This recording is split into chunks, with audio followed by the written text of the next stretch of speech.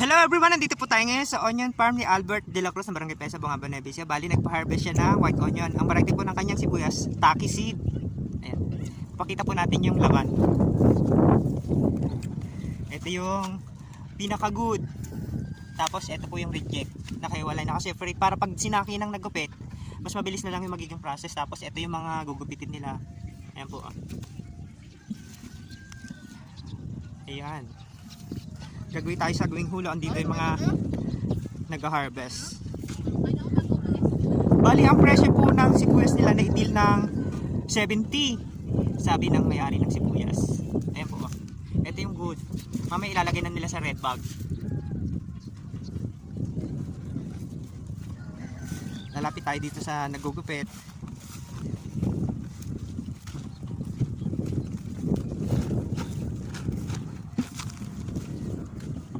Hello po. Ito yung si Topher. Hello po, good morning po. Siya yung kabisilya ng sibuyas. Bali, sa kanya kumukontak yung mga farmers pag kailangan magpadamo tapos magpagupit. Nihiwalay ni Kuya Topher yung mga napapasamang good na good size talaga. Minsan kasi medyo nalilito din yung mga nagugupit. Pero pag expert na at sanay na sanay, ayun, alam na nila yung paano i-process or paghiwalayin yung sibuyas. Ada. Hello po. Ay, nako. Anong oras po kayo nag-start na naggupit? Madilim pa yan. Nakailaw kami. Di kalamig po kanina. Oo, totoo yun. Ayun. Madilim. Nakadilim pa kanina. Nakaispat kami. Naka-spot po kayo. Hindi naman kayo nahilo. Kahit madilim kayo nag-umpisa. Oo nakakalilig talaga. Ayan po yung sakripisyo ng mga nagbubukid. Kahit sobrang lamig. Sinusuong po nila yung bukid para makapagtrabaho. Tapos mahangin pa ho ngayon Presko naman. Yun nga lang, hindi po pagpapawisan.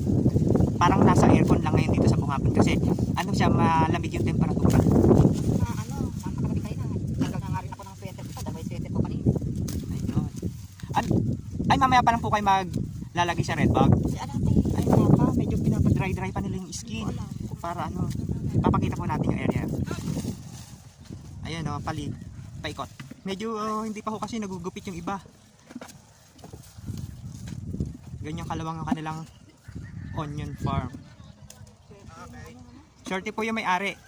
Kasi marami siyang inani. Pati daw yung pula daw dun. Ganito rin daw kalalaki. Mas big po yung niya pula.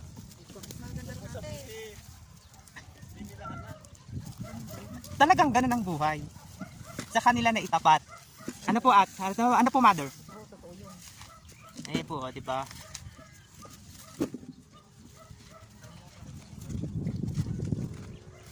Tingnan niyo po dito. Tututok kayo. Ang ganda, di ba?